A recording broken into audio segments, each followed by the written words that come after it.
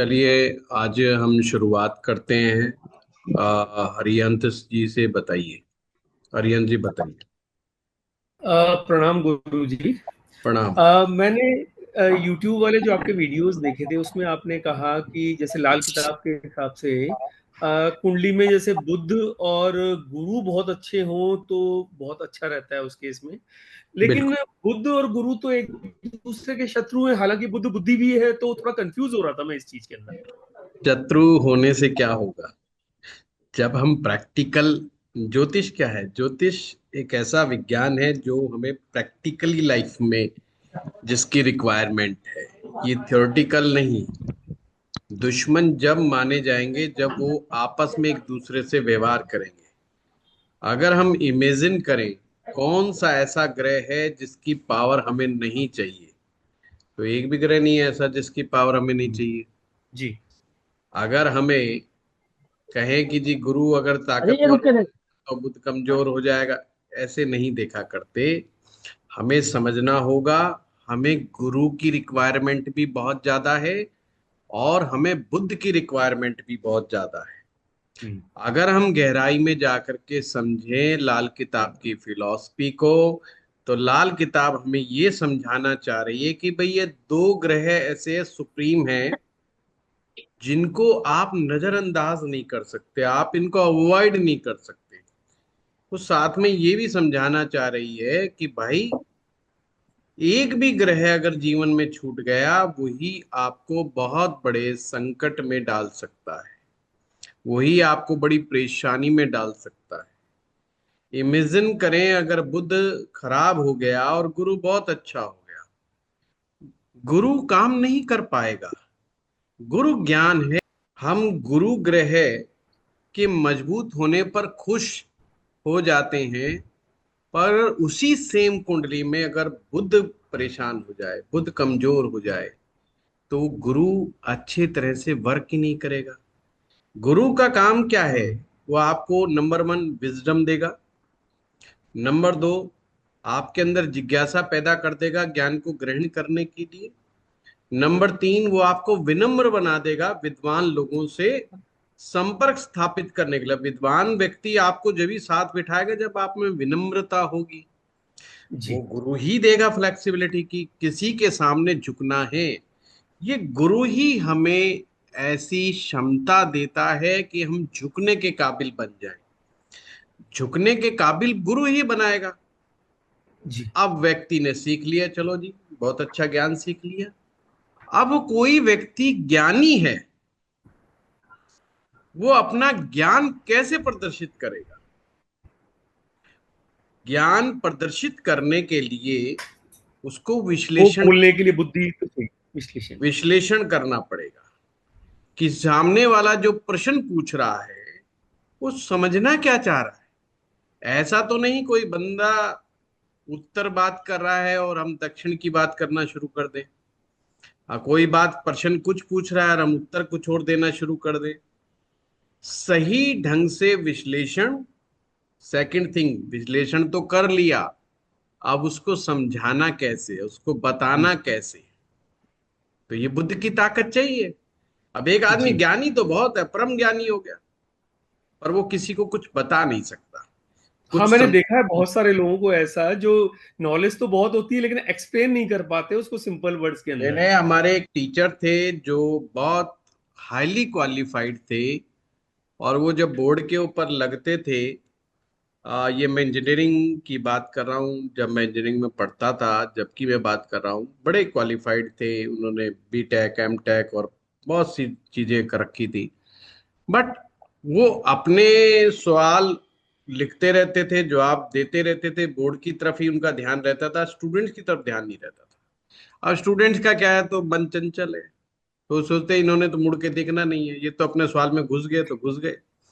But और वो explain नहीं कर पाते, चीजों को बहुत ढंग से एक्सप्लेन नहीं कर। अब वो उसका आंसर तो निकाल देते थे, जो उन्होंने न्यूमेरिक डाला उसका आंसर तो वो लास्ट में बड़े अच्छे से दे देते थे, बट ये चीज उन्होंने करवाई क्या, वो समझाना क्या चाह रहे हैं, वो एक्सप्लेन नहीं कर पाते, इसलिए उनकी गिनती एक हम्म। अच्छे टीचर्स में नहीं होती थी। और जो ऐसे टीचर भी थे जो प्रैक्टिकली समझाने में कामयाब हो जाते थे चीज क्या है, तो वो लोग जो है ज्यादा फेमस होते थे। जैसे हमारे एक जी। सब्जेक्ट होता था क्वालिटी के ऊपर, हम्म। क्योंकि मैं मैकेनिकल इंजीनियर हूँ, उसमें क्वालिटी का पूरी की पूरी बुक्स पढ़ाई जाती हैं कि भाई क्वालिटी होती क्या है। तो बड़े प्यार से वो बड़े समझाते थे, quality date is fit for use. लोग कहते हैं जी ये क्या मतलब हुआ quality date is fit for use. वो कहते हैं कि हर आदमी के हिसाब से क्वालिटी का मायने अलग अलग है। एक अमीर आदमी को फोन की क्वालिटी 1.5 लाख रुपए की चाहिए, एक हम्म। मिडिल क्लास को 40 से 50 हजार रुपए की क्वालिटी को मानता है, उससे नीचे वाला 20 हजार रुपए में भी कहता है डेट्स क्वालिटी, हम्म। उससे भी लोअर वाला कहता है जी ये 5 हजार रुपए में जो सबसे सस्ता आ गया, मैं जिससे बात कर सकता हूँ डेट्स इट क्वालिटी, क्योंकि मेरा काम ही इतना है, मुझे और कुछ चाहिए ही नहीं। वो 5 हजार रुपए का फोन लेके भी बड़ा उतना ही हैप्पी है जितना अमीर आदमी 1.5 लाख रुपए का फोन लेकर के। मीन्स क्वालिटी क्या हुई, quality date is fit for use. Hmm. आपके लिए क्वालिटी क्या है, अगर आपने प्रश्न पूछा और मैं प्रश्न का जवाब ही ना दे पाऊं तो क्वालिटी मिसफिट हो जाएगी, वो क्वालिटी कहलाएगी ही नहीं। तो जी। मरकरी केवल बुद्धि नहीं है, बल्कि बुद्धि का विश्लेषण करने की क्षमता है। बुद्धि तो हम सभी के पास है, बुद्धि हम सभी के पास है, इसका मतलब बुद्धि तो हमारे पास सबके पास है। बट मरकरी की पावर क्या कर रही है, मरकरी की पावर आपको समझा रही है किस व्यक्ति के रेंज क्या है, ये किस लेवल पर जाकर के एनालाइज कर सकता है। हम्म। वो एनालिटिकल पावर जो है that's is Mercury, not a brain. Brain indication जो करता है वो मेष राशि को करता है, मेष राशि ब्रेन है, तो इसका मतलब ये हो गया कि ब्रेन तो मंगल से आ रहा है। फिर हम ये सुनते हैं कि मंगल तो दिमाग को कुंद कर देता है। समझ रहे हो बात को? तो थोड़ा थोड़ा जी। बारीक बारीक अंतर है, जब तक हम डेप्थ में नहीं जाते तो चीज नहीं समझ में आती। तो लाल किताब भी कह रही है जो एनालिटिकल पावर है इस आदमी की वो अच्छी है। अब जिस हम्म। इंसान के पास एनालिटिकल पावर है, ज्ञान ग्रहण करने की क्षमता है, ये बड़ी जरूरी है, ज्ञान ग्रहण करने की क्षमता हम्म। हर किसी में नहीं होती। ज्ञान ग्रहण करने की क्षमता हर किसी में नहीं होती। जी। ज्ञानी हमारे चारों तरफ घूमते रहते हैं, हमारे आसपास, हमारे पूरे सिस्टम में ज्ञान बरस रहा है। और आज से ये नहीं कि आज बरस रहा है, पहले से बरस रहा है। जिनका गुरु अच्छा होता है वो इतने अलर्ट होते हैं कि जहां ज्ञान दिखा बस वो लपक के पढ़ते, लपक के पढ़ते, और वो बहुत इशारों में चीजों को समझ जाते हैं जिनका बुद्ध अच्छा होता है। पर प्योर गुरु हम्म। क्या है, प्योर गुरु, अगर हम हटा दें बुद्ध को, प्योर गुरु है तोता रटंत विद्या। हम्म। इसमें कहते हैं ना, कबीर साहब क्या कहते हैं, पोथी पढ़ पढ़ जग मुआ, पंडित जगमुआ। भया ना कोई, दो आखर प्रेम जी। के, जो पढ़े सो पंडित होए। कितनी प्यारी व्याख्या करी है। जो केवल रट्टा मार रहे, लिखे हुए को बार बार बार बार बार बार आपने याद कर लिया पर रट्टा मार लिया, इट्स ए हार्ड वर्क। ये रट्टाफिकेशन कहां से आ रही है, मंगल दे रहा है। क्यों हम कहते हैं कि एक डॉक्टर का मंगल अच्छा होना चाहिए, क्यों कहते हैं हम एक बड़े इंजीनियर का मंगल अच्छा होना चाहिए, क्योंकि उसमें अभ्यास बहुत ज्यादा चाहिए, अभ्यास बहुत ज्यादा चाहिए। अब जिसमें अभ्यास करने की क्षमता ही नहीं हो वो क्या करेगा। तो मंगल की रिक्वायरमेंट, मेष राशि का लॉर्ड मंगल, मेष मंगल तो आपको बार बार बार बार रिपीटेशन की पावर दे रहा है। आप जिनका मंगल कमजोर होता है वो तो या तो छोड़ देते हैं या रिपीट कम करते, उनके साथ बड़ी दिक्कत है। समझो बात को? तो जी। डेट से मरकरी, मरकरी क्या दिखाता है, जो मैं पढ़ रहा हूं सामने वाला समझाना क्या चाह रहा है। हम्म। ज्ञान तो है, पर ज्ञान ये उपयोगी ज्ञान है या अनु उपयोगी ज्ञान है, ये उपयोग में आएगा या ये खामखाई का ज्ञान है, बेमतलब का ज्ञान है? जब हम किसी लॉजिक को नहीं निकाल पाते किसी चीज से, तो ये हमारे मरकरी की कमी। What about the logic? Logical reasoning, logical thinking, ये है मरकरी की देन। कौन लोग ज्योतिष को नहीं समझ पाते? जिनके पास लॉजिकल थिंकिंग नहीं है, वो नहीं समझ पाते। फिर आप कहोगे क्या वो ज्योतिषी नहीं बन पाते? नहीं, ज्योतिषी बन पाते। मोर देन 80%, 90% ज्योतिषी मार्केट में बैठ गए। तोता रटंत विद्या से सीख लिया कि गुरु जी। यहाँ बैठा है तो ये होगा, शनि यहाँ बैठा है तो ये होगा। बस उसी हिसाब से तीर तुक्का चल रहा है। अब वो सही भी तो चल जाता है कि गुरु हम्म। पहले भाव में अगर होगा तो सब ये रिजल्ट आएंगे। पर किसी ने लॉजिक नहीं लगाया तो वो तुरंत जोश में आके कह देगा जी गुरु अगर केंद्र में होगा तो ये होगा। तो को सारा गुड़ गोबर एक कर दिया। केंद्र तो दसम भाव भी है गुरु हम्म। के लिए, जो नीच का है। चतुर्थ भाव उच्च का है। सप्तम भाव मैरिज लाइफ को खराब करने वाला भी है। तो वो कैसे दोषों को हर हम्म। लेगा? यानी वो समझ नहीं पाया चीज को। उसने कार को भाव नाशाय तो पकड़ लिया, पर कार को भाव नाशाय कब होगा, इस चीज के गहराई में नहीं जा पाया। ये सारा मरकरी का खेल है, ये सारा बुद्ध का खेल है। ज्योतिष सीखना गुरु का खेल है। ज्योतिष का एनालिटिक्स, एनालिसिस करना, विश्लेषण करना और उसको एक्सप्लेन करना, उसको डिस्क्राइब करना, ये सारा मरकरी का खेल है। अब जी। इसलिए कई बार लोग कह देते हैं कि जिनको ज्योतिष में अच्छा बनना है उनका बुद्ध अच्छा होना चाहिए। हम्म। ये बात बिल्कुल ठीक कह रहा है वो बंदा। पर इसका मतलब ये नहीं कि ज्योतिष विद्या बुद्ध से आ रही है। बुद्ध तो जो भी सब्जेक्ट आप सीखोगे वो उसी का विश्लेषण कर देगा। आप केमिस्ट्री सीख रहे हो, वो केमिस्ट्री का बड़ा अच्छा विश्लेषण कर देगा, आपको रसायन शास्त्री बना देगा। हम्म। आप मेडिकल के फील्ड में जाते हैं तो आपको दवाइयों का एनालिसिस बड़ा अच्छा बता देगा। आप इंजीनियरिंग के फील्ड में जाते हो तो मरकरी कौन सी ऐसी जगह है जहां पर नहीं चाहिए?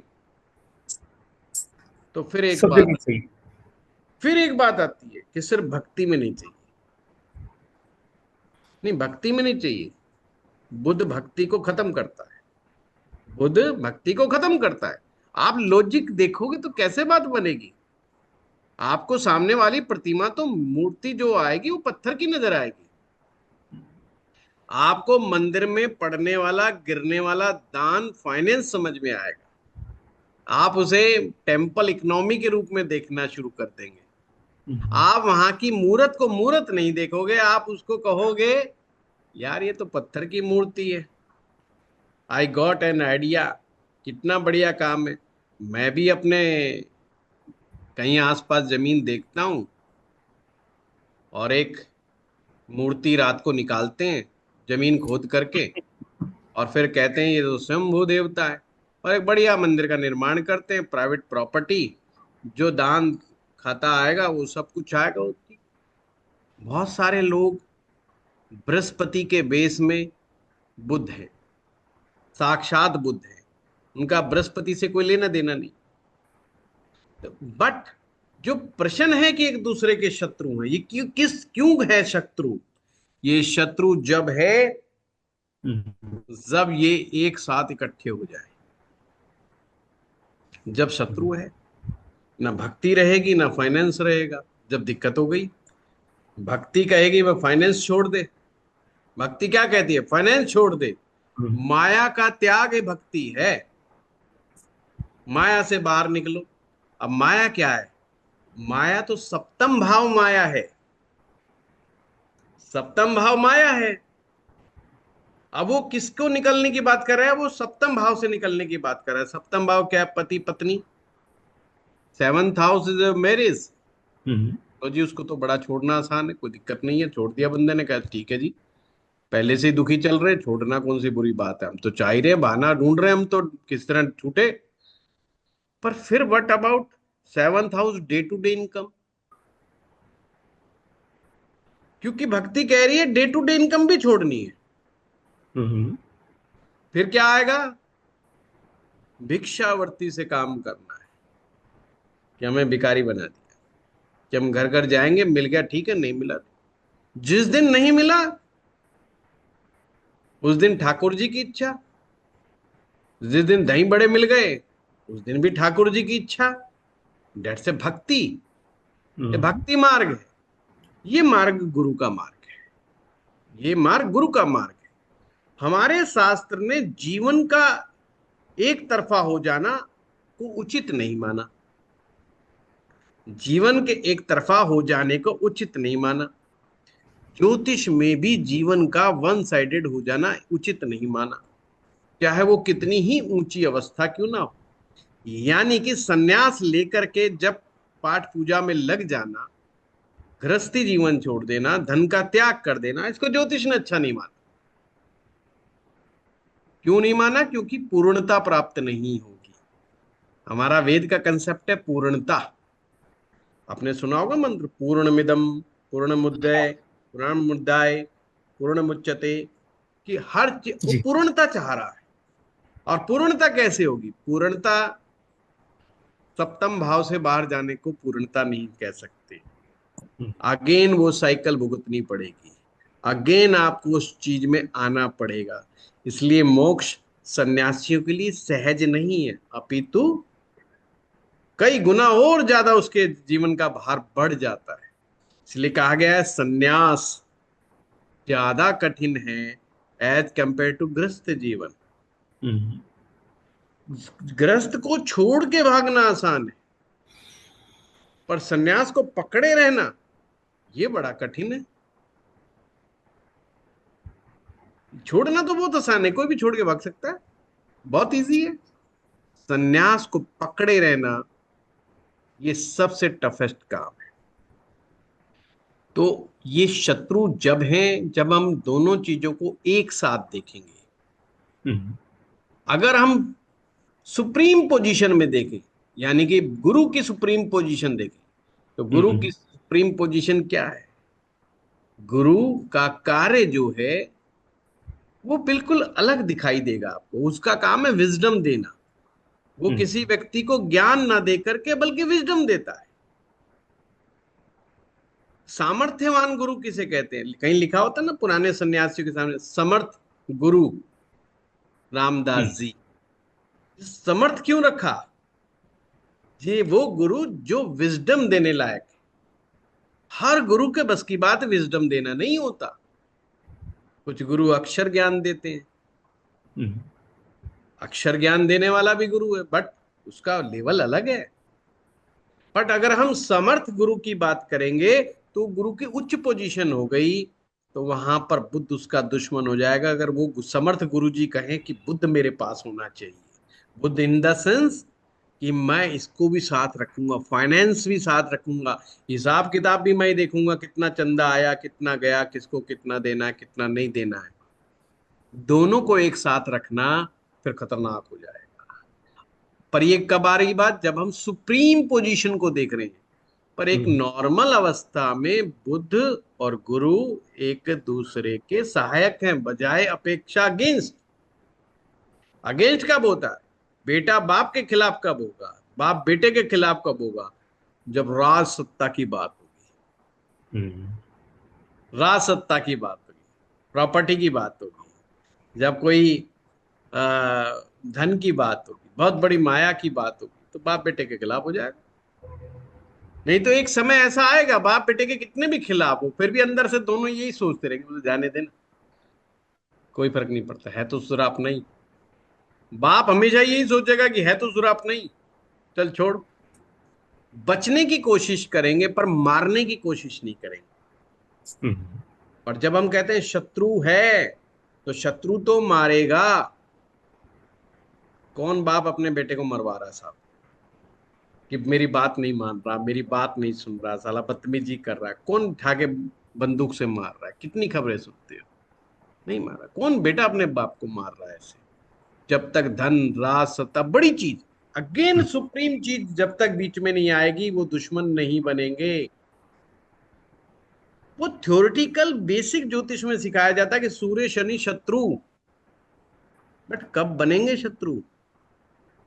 क्या किसको सूरज नहीं चाहिए या किसको शनि नहीं चाहिए? किसको मेटलिस्टिक सुख नहीं चाहिए और किसको राज सत्ता नहीं चाहिए? सूरज राज सत्ता देगा, शनि मेटलिस्टिक सुख देगा। किसको नहीं चाहिए? दोनों चाहिए। फिर काहे की दुश्मनी? किसी आदमी से कहो भाई दोनों में से एक मांग लो, खत्म, एक को हटा देते हैं, एक को लगा देते हैं। ऐसा राजा का क्या मतलब जिसके पास ऐश्वर्य ना हो? वो राजा राजा कहलाने लायक नहीं बचता जिसके साथ खड़े हुए चार आदमी ना हो। वो राजा राजा कहलाने लायक नहीं बचता जिसके पास देने के लिए कुछ ना हो। राजा का मतलब ही है जो व्यक्ति आ रहा है उसके पास वो मांगने आ रहा है, और राजा का मतलब ही है कि उसके पास ऐश्वर्य है तमाम, वो देने में काबिल है, देने में सक्षम है। कोई धन मांगने जाता है, कोई जमीन मांगने जाता है, कोई पद मांगने जाता है, कोई कुछ मांगने जाता है, मांगने ही जा रहे हैं। और जो कहे भाई ये राजा कुछ नहीं देता, ये ऐसा बहुत कंजूस आदमी है, बकवास ज्यादा करता है, कुछ ले और लेगा तुमसे, तो लोग उसे राजा नहीं मानते साहब, उसे चोर की कैटेगरी में रखते थे। हम्म। ये बस जाओ मत, इससे दूरी बना के रखो, उचित दूरी में ही फायदा है। शनि क्या है? शनि कंसिस्टेंसी ऑफ वर्क है। क्या राजा, आप ऐसे राजा की उम्मीद कर सकते हो जिसमें कंसिस्टेंसी ना हो? समस्या क्या है कि जब हम बेसिक पढ़ते हैं तो हम बेसिक को छोड़ नहीं पाते, उससे उभर नहीं हो पाते। नहीं उभर पाते तो ये क्वेश्चन निकलेगा कि गुरु और बुद्ध दुश्मन कैसे? हम्म। ये क्वेश्चन रह जाएगा हमारे दिमाग में। और एक जगह ये लिख दिया कि साहब इनके बगैर तो गुजारा नहीं है। मेरे जैसे आदमी ने कह दिया अगर ये दो ग्रह ठीक हो तो आगे कुंडली देखने की जरूरत ही नहीं है, हम्म। पर शनि खत्म हो जाएगा आगे। तो जब हम बहुत एडवांस लेवल में जाकर के चीजों को समझने लग जाते हैं तो दिक्कत खत्म हो जाती है। That's it.